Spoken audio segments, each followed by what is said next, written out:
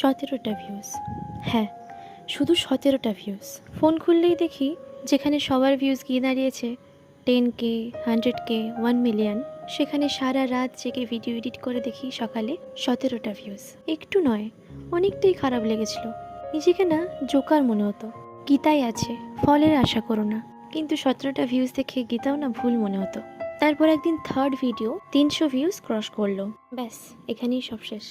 এক সপ্তাহে প্রায় একটা ভিউজও ইনক্রিজ হয়নি। ভাবলাম ইউটিউব বোধহয় আমাকে ব্লকই করে দিয়েছে। আবারও মন ভারী করে নতুন করে স্বপ্ন দেখা শুরু করেছিলাম। তোমাদেরও কি আমার মতো প্রথম ভিডিও ফ্লপ গেছে? কমেন্টে শুধু 17 লিখে জানাও, দেখি তো আমরা কজন একা নয়।